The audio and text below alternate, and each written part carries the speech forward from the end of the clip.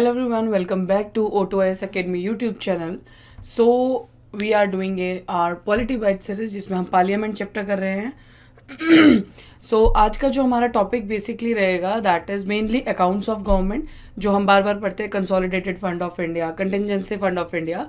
And उससे पहले हम एक छोटा सा और टॉपिक करेंगे that is parliamentary privileges, because we have seen जब हम मोशन की बात करते so there is a privilege motion. उसके बाद बीच में हम एक और चीज़ देखते कि ब्रीच ऑफ प्रिविलेजेस था. So that will be a short topic plus one will be the accounts of government. ठीक है. So to download the PDF of this particular lecture or other lectures of the Polity Byte series, आप Telegram channel O2IS Academy को subscribe कर सकते हैं. Plus आप O2IS Academy की app को भी डाउनलोड कर सकते हैं, जिसमें आपको Polity Byte सीरीज के सारे लेक्चर्स की PDF मिलेगी. Plus you will also get बाकी जितना हमारे जनरल स्टडीज़ के सब्जेक्ट है उनको रिलेटेड फ्री स्टडी मटेरियल वहाँ पे अवेलेबल है, जिसको आप डाउनलोड करके at least you can take help from that material for your preparation. तो आज का जो टॉपिक है that will be the polity bites का parliamentary privileges and then the second is accounts of government.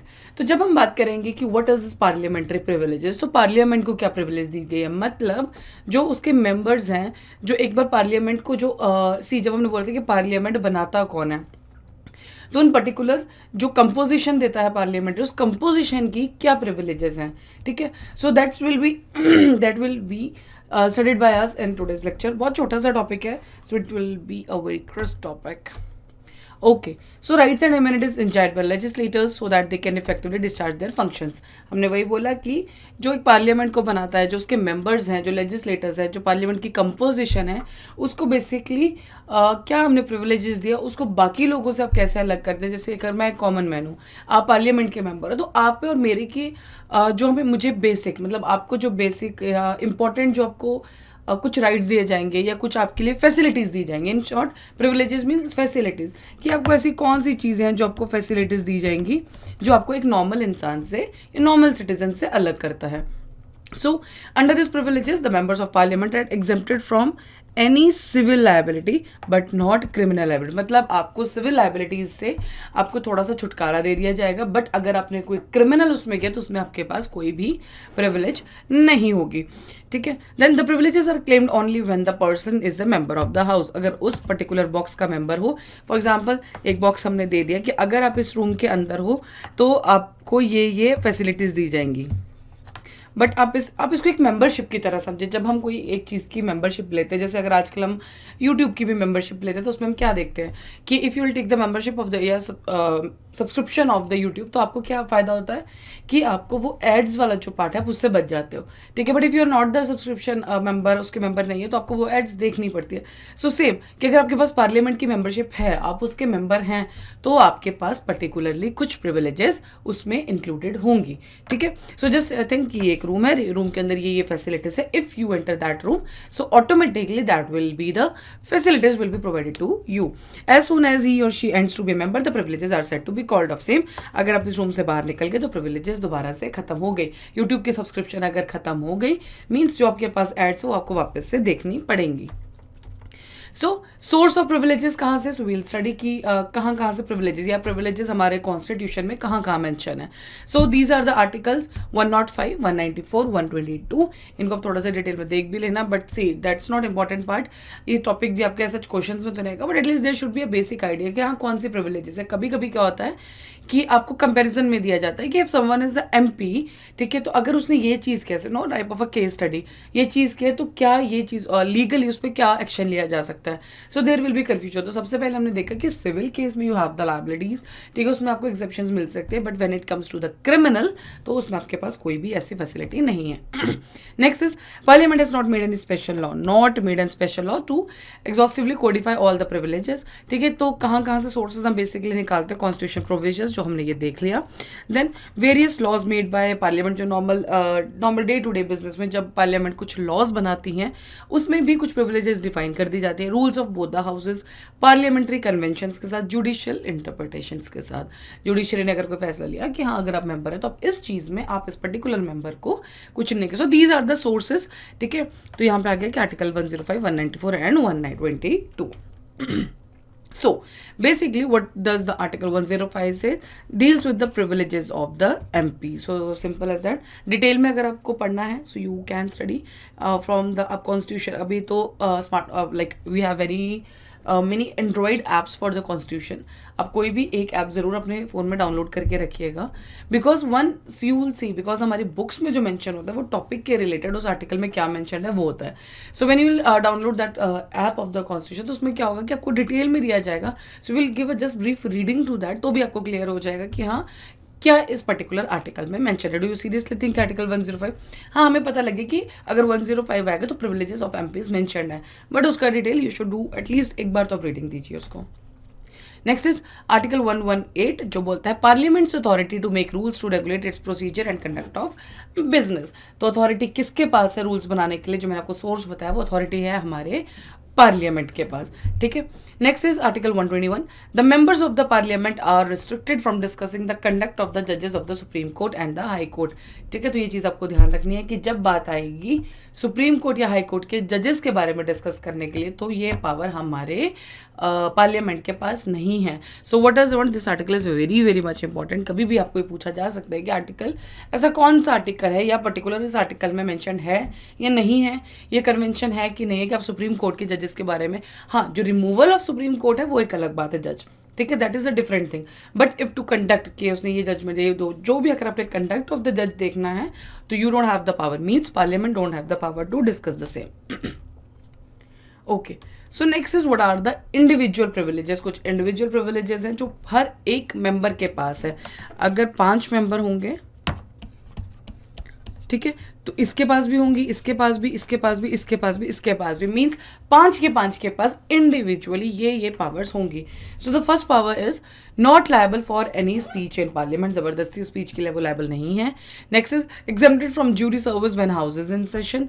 Next is no as arrest in civil cases during 40 days before and 40 days after session. अगर एक session 5 दिन का है तो इससे 40 दिन पहले और 40 दिन बाद ये सिविल केसेस में अरेस्ट नहीं किया जा सकता. कौन? This is the individual privilege of any MP. So ये आपको ध्यान रखना है. These are the individual privileges. Next will be the collective privileges. Collective privileges बोलते हैं only parliament can make rules to regulate its proceedings. ठीक है, this is जब भी ओनली आ जाएगा ना, that will be very much important because this only can only create your confusion for your answers. Next is courts can't inquire into house proceedings. ये आपको ध्यान रखना. अगर पार्लियामेंट कंडक्ट ऑफ जजेस के ऊपर बात नहीं कर सकती है, जो कोर्ट है वो भी इंक्वायर नहीं कर सकता प्रोसीडिंग्स के ऊपर.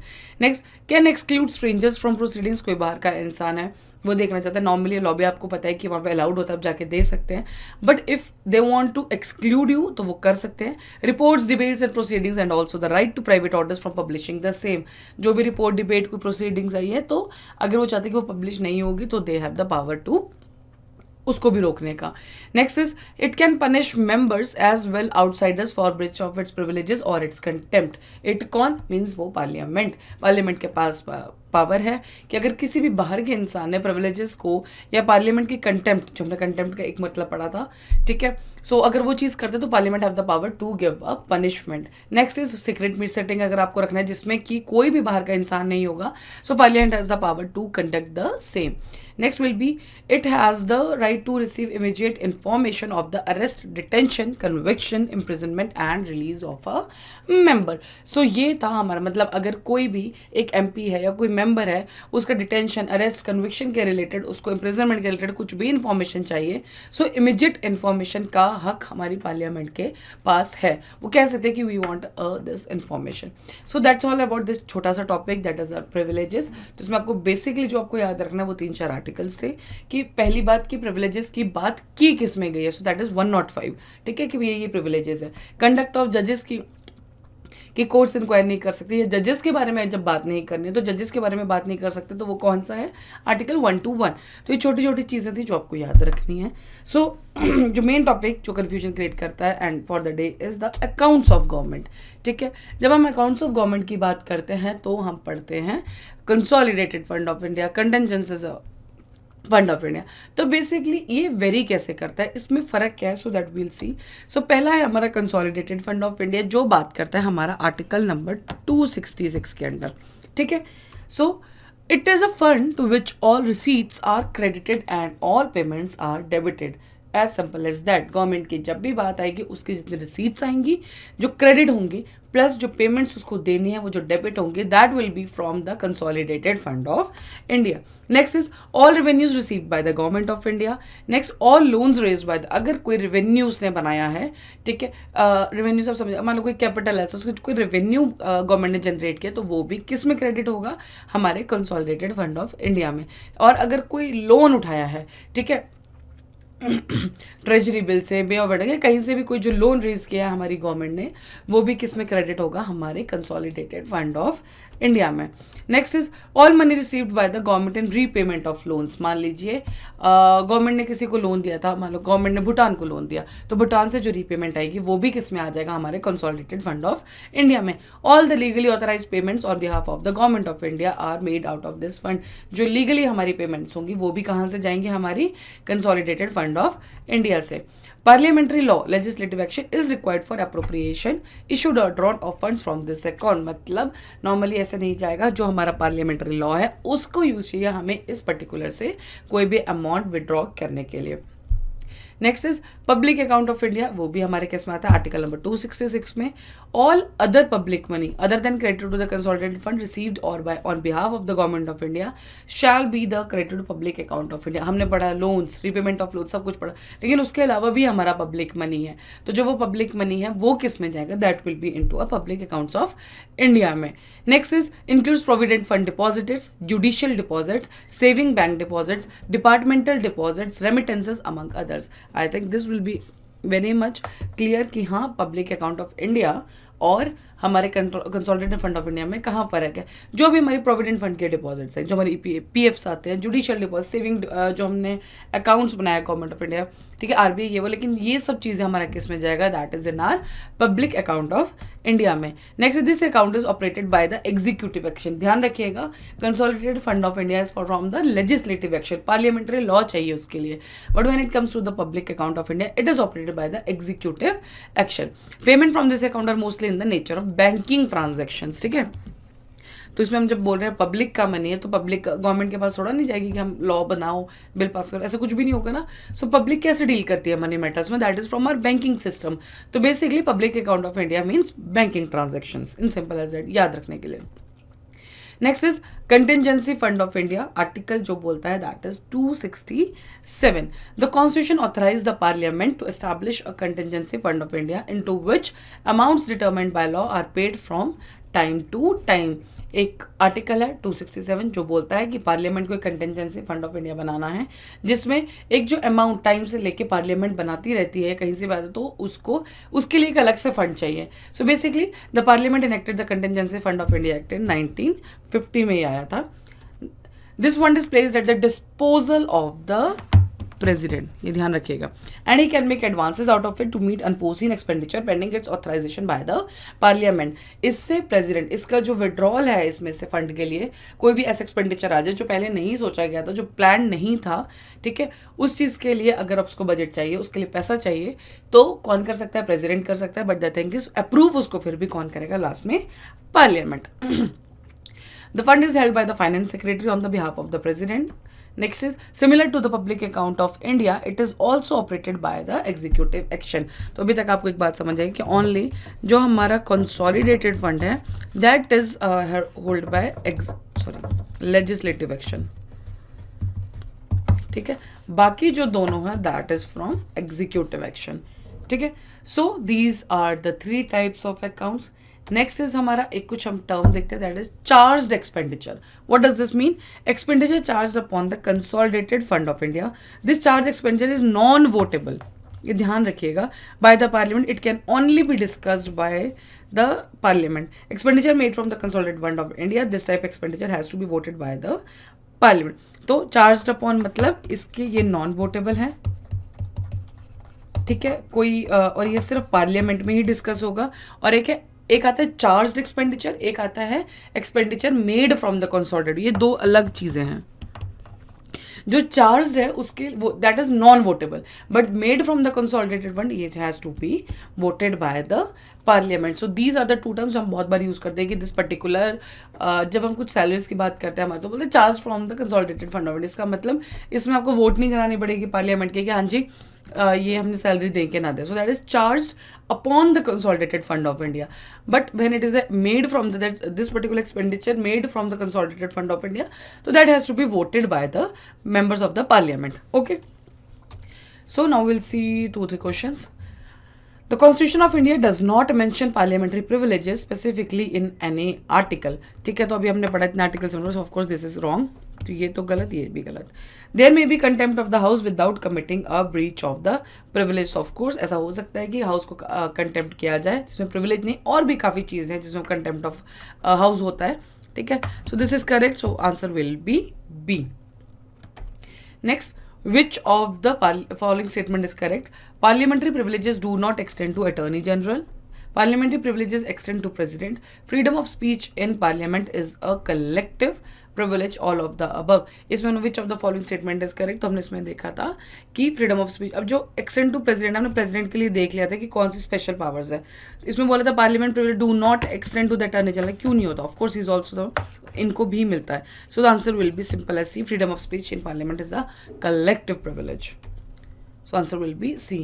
सो that's all about the today's topic. अभी हमने बहुत छोटे छोटे टॉपिक्स है, दैट इज प्रिविलेज हमने पढ़ा and one is the accounts. See ये किस लिए, बिकॉज हम ये पढ़ते तो रहते but we don't know in the detail कि इसका मतलब क्या. We all know that charge upon the consolidated fund of India, made from the consolidated fund of India, public account हम पढ़ते, contingency fund of India, but don't know, हमें ये नहीं पता होता डिटेल में कि what does this particular term means. Because कभी कभी अगर आपको टर्म का मतलब पता है, आपको उसके थोड़े से बेसिक क्रिस्प से भी बेसिक्स पता है ना, तो कभी कभी it will help you in solving a very big question. ठीक है, so that's all. Do revise this. अब now from the next lecture we will start with supreme court, high courts.